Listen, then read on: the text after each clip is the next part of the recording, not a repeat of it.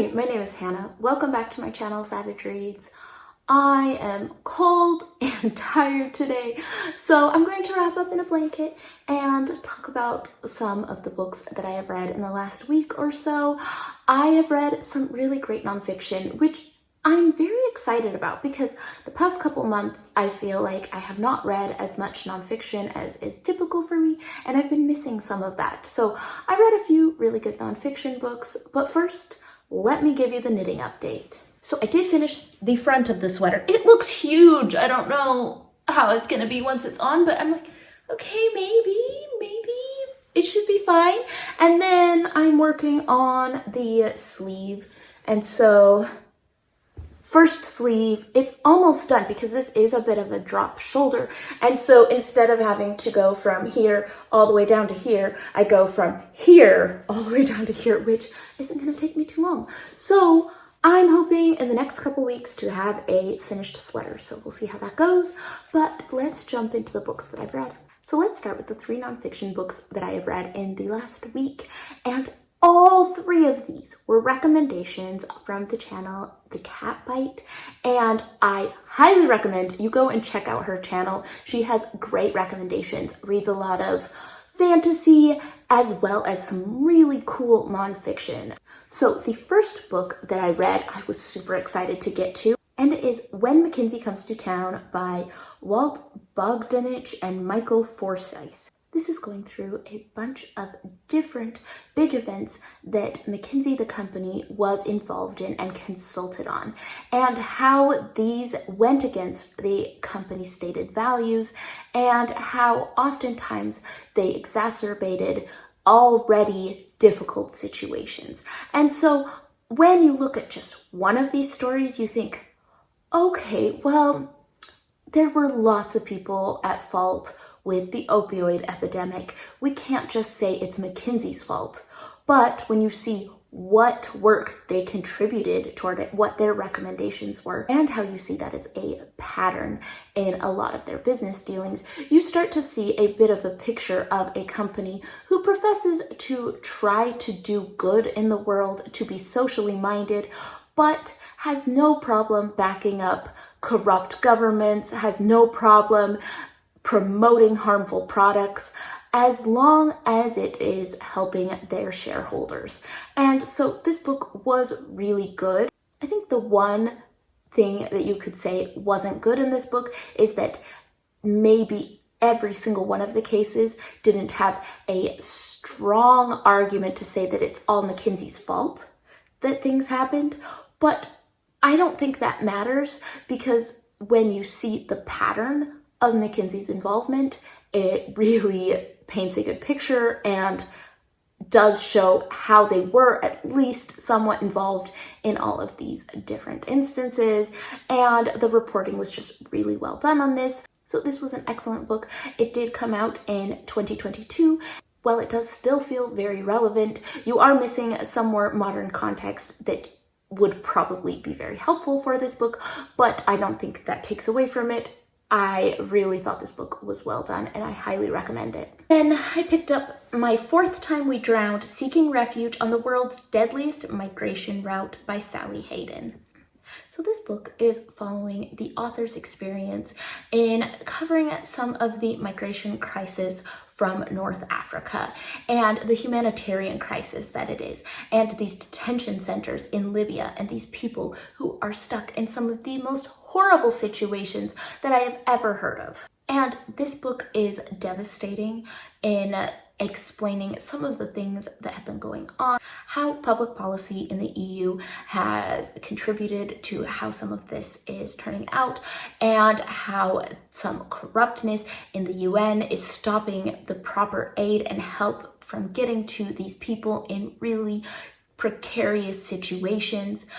I did listen to this book on audio, and I highly recommend it on audio, because not only do you get the author reading the book, telling about her experiences, and doing some really great reporting on this, you also get some actual audio clips of things that are going on at the beginning and end of the book, and those are really shocking and horrible, but so important.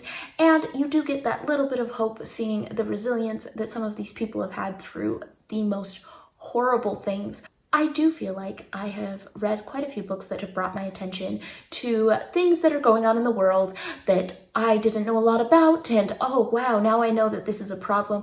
And this book not only did that, but made me really feel like this is one of the most urgent and horrible problems that has gone on, and how are we gonna go about fixing this and helping these people. Now, this book did come out in 2022, so of course there will be updates in the past few years that were not covered in it, but this book was just heart-wrenching and important and drew attention to these very, very vulnerable people who need help, and the way that people can dehumanize and not help those who are in need.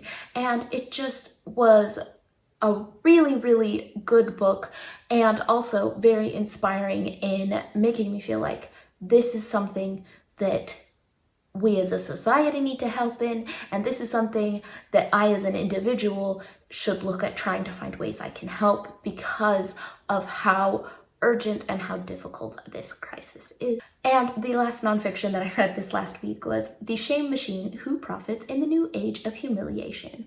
And this book is talking about shame and how it influences countries and governments and people. Now, it kind of made me think of Brene Brown for a little bit, and I think on the individual level, you probably would get more out of a Brene Brown book. But I think that this book, looking at society's impacts, it was really interesting, and seeing maybe when can it be a good thing, when is it not helpful. And I did like that the author had a very clear direction on when shame can be justified.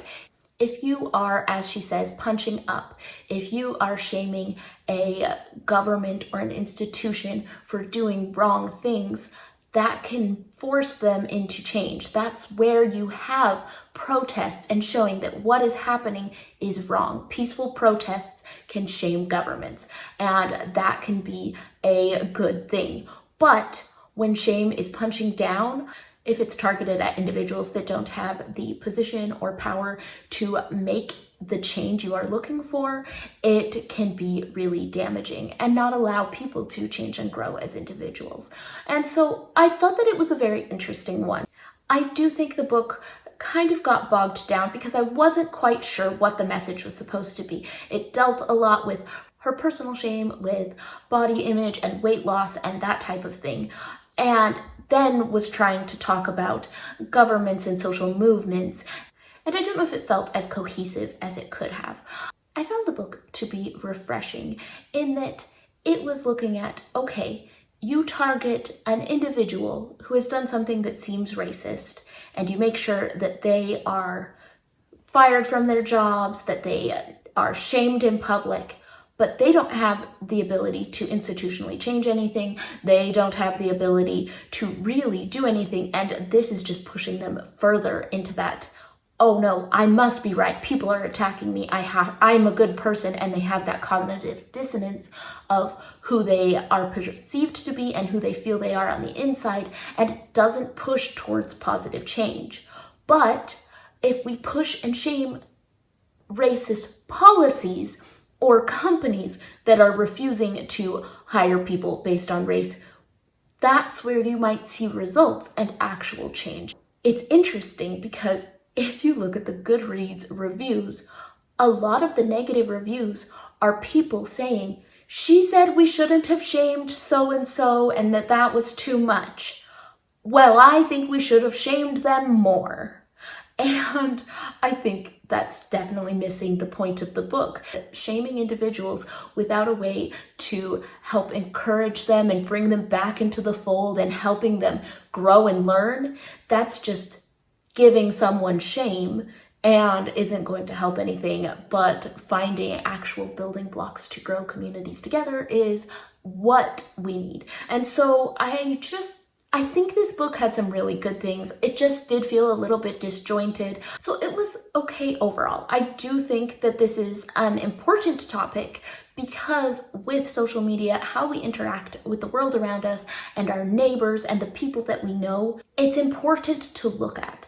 And if you can be upset at things that your government are doing, that is important, and you should be doing that, and you should find ways to express that. But when you are trying to name and shame your next door neighbor, that's causing more division. And so I think that the rule of thumb of when you are trying to use public shame, are you punching up at those with power and privilege that they are able to actually make a change in policy, make a change in something real? Or are you punching down on an individual who is going to become more radicalized based on how they have been treated by the community around them? And so this is a good book. I don't know if I would say, yes, highly recommend. I just don't know if it had enough and if it was a little bit scattered, but I did think that it brought up some really timely and interesting ideas. Once again, all three of these books were from 2022. So things have changed in the past 3 years. All three of these books still feel very relevant to the current situation. And lastly, I needed another short book to listen to with my daughters. I have been reading out loud The Count of Monte Cristo to my 2 girls. The 5-year-old, not so interested. The 9-year-old, we're doing good. So I've been reading that out loud, and I've been waiting for the audiobook, and finally I have the audiobook because I would like to take a little break from reading out loud every once in a while, like when we're driving in the car, because oh my heavens, Count of Monte Cristo is a long book to read out loud, but we're a quarter of the way through that. But before I got the audiobook of Count of Monte Cristo, I needed something to listen to in the car on some long drives that I was going on with my girls. So what better than to listen to The Princess Bride by William Goldman? Now, this book is basically the movie. If you like the movie, you'll probably have a good time reading this book. And I know this is a controversial take, but I think the movie is better than the book because the movie manages to do 2 things that the book cannot. 1, it makes Buttercup somewhat likable. And 2, it makes Wesley a little bit less of a misogynist. So we get more likable characters in the movie, which of course we went and watched after we listened to this book. But you get so much more likable characters in the movie than in the book. You also have Prince Humperdinck's whole multi-level zoo in the book, and you can definitely see why they took that out in the movie, because why was that in there in the first place? I couldn't quite figure out, was Humperdinck going down there to fight snakes and mosquitoes? Like, I couldn't quite figure out what the purpose was of all of that. Well, I enjoyed the experience of listening to the book of The Princess Bride. I think the movie was probably better, but overall a very enjoyable experience, and I cannot believe that it has taken me this long to actually get to The Princess Bride. I can't believe I've never read it. And that is what I have read in the last week or so. If you have thoughts on any of these books, let me know in the comments down below. Let me know how wrong I am at preferring the Princess Bride movie to the book, and I will see you all on the next one.